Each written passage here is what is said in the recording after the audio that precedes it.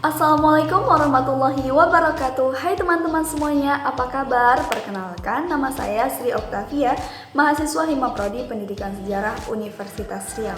Nah, dalam video kali ini saya akan menjelaskan materi sejarah, yaitu tentang Indonesia pada masa demokrasi terpimpin. Jika teman-teman penasaran bagaimana perjalanan Indonesia pada saat pemerintahan demokrasi terpimpin, jangan lupa tonton video ini sampai selesai dan jangan lupa juga like, comment, share, dan subscribe. Nah, yang pertama, yuk kita mengenal terlebih dahulu apa sih itu sebenarnya demokrasi terpimpin. Nah, demokrasi terpimpin itu adalah sebuah demokrasi yang pernah diberlakukan di Indonesia pada masa pemerintahan Presiden Soekarno tahun 1959 sampai 1965. Demokrasi terpimpin ini diberlakukan untuk menggantikan demokrasi parlementer. Tujuan dari demokrasi terpimpin ini pada dasarnya adalah mencapai masyarakat Indonesia yang adil, makmur, dan sejahtera. Sistem demokrasi terpimpin diberlakukan karena pada saat sebelumnya, pada saat pemerintahan demokrasi parlementer, Indonesia itu banyak mengalami problem sehingga dirasa perlu dilakukan perubahan dari sistem pemerintahan yang diberlakukan. Nah, kita harus mengetahui juga apa saja faktor yang melatar belakangi sehingga diberlakukannya demokrasi terpimpin di Indonesia. Pada dasarnya, Indonesia itu diberlakukan perubahan dari parlementer ke demokrasi terpimpin itu karena yang pertama, ada rasa tidak puas khususnya dari rakyat dan masyarakat Indonesia sendiri. Kenapa? Karena dianggap sistem demokrasi liberal itu tidak sesuai dengan cita-cita bangsa Indonesia, tidak sesuai dengan jiwa masyarakat Indonesia, tidak sesuai dengan jiwa-jiwa nasionalisme, serta demokrasi itu sangat tidak sesuai, tidak cocok dengan karakter masyarakat Indonesia, ditambah lagi banyaknya problem-problem yang terjadi ketika masa demokrasi liberal. Lalu yang kedua, ketidakmampuan demokrasi liberal itu dalam mewujudkan amanat yang diembankan masyarakat. Jadi demokrasi parlementer itu seringkali banyak menimbulkan ketimpangan, konflik-konflik sehingga justru menambah penderitaan masyarakat. Lalu yang ketiga, pada masa demokrasi liberal itu politik itu seakan menjadi permainan para penguasa sehingga banyak rakyat Indonesia yang menuntut dilakukan perubahan sistem dari demokrasi liberal ke demokrasi yang baru yang lebih sesuai dengan jiwa bangsa Indonesia. Maka dari itu lahirlah demokrasi terpimpin.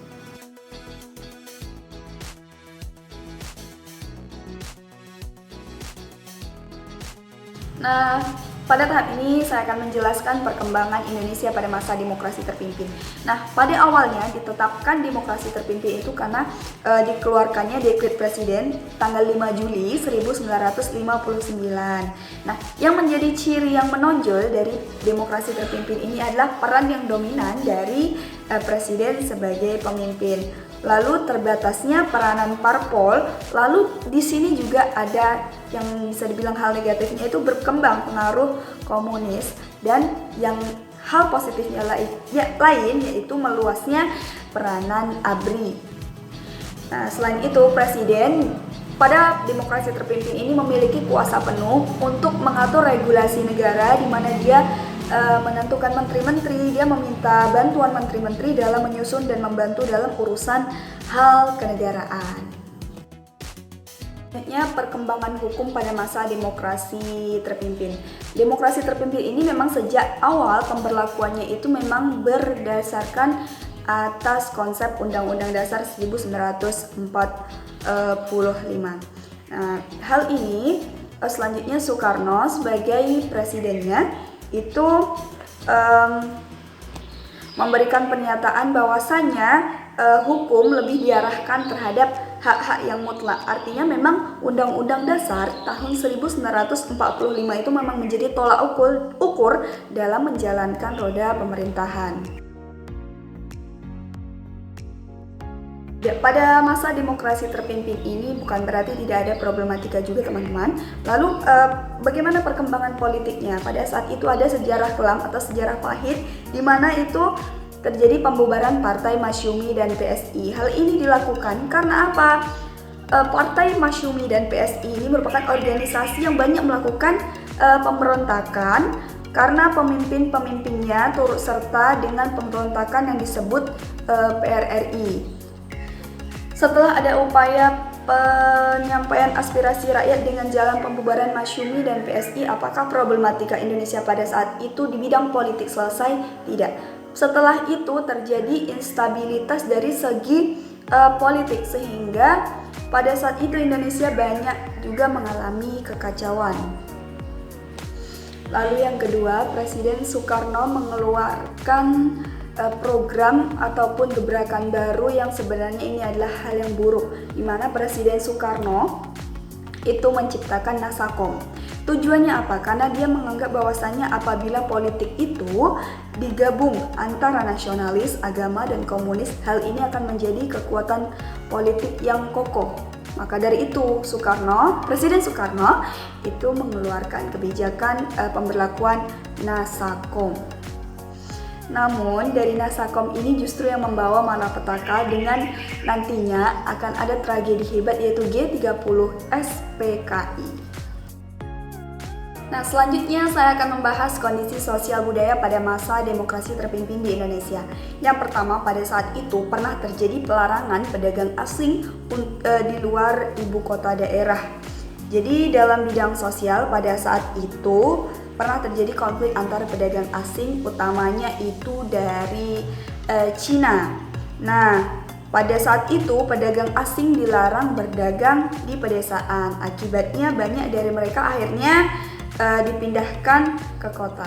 Karena ada hal ini, pemerintahan Beijing itu mengecam keras kebijakan dari pemerintah Indonesia atas keputusan tersebut.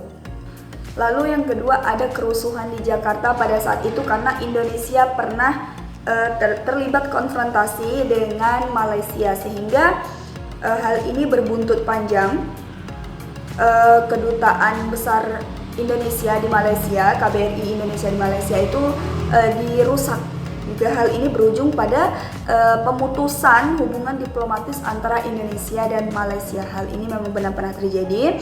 Lalu selanjutnya itu adanya konflik Lekra, di mana Lekra ini berkonflik dengan golongan Manikebu, di mana dua-dua itu memiliki pandangan yang berbeda. Dari Lekra mendukung Nasakom, sedangkan Manikebu itu mendukung Pancasila.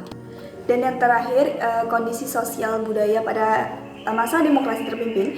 Pada saat itu Indonesia pernah dilakukan pelarangan musik dan tarian barat itu diberlakukan di Indonesia.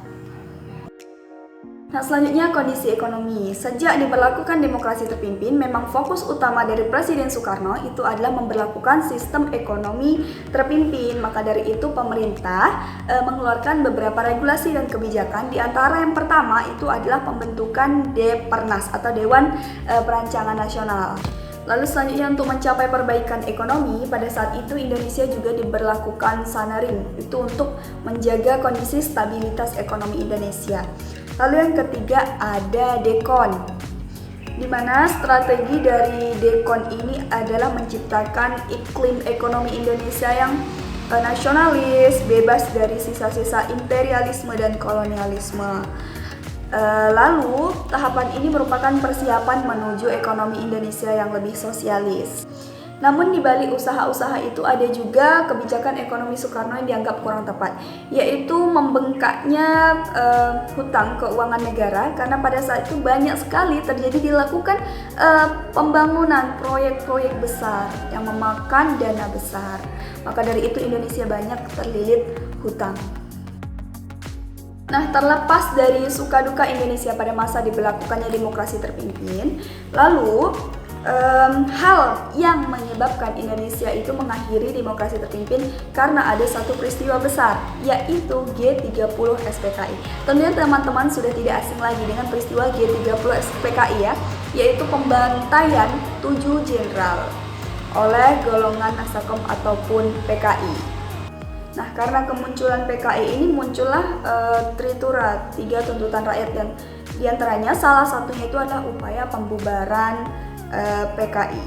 Nah, setelah itu dilanjutkan adanya dikeluarkannya Super Semar. Nah, dengan secara resminya dikeluarkan Super Semar, maka roda pemerintahan pada saat itu sudah digantikan oleh Presiden Soeharto, dan sejak saat itulah Indonesia mengakhiri sistem demokrasi terpimpin. Teman-teman, demikianlah pembahasan singkat terkait sejarah Indonesia pada masa demokrasi terpimpin. Semoga bermanfaat dan jangan lupa like, comment, share, dan subscribe. Saya akhiri, Assalamualaikum warahmatullahi wabarakatuh.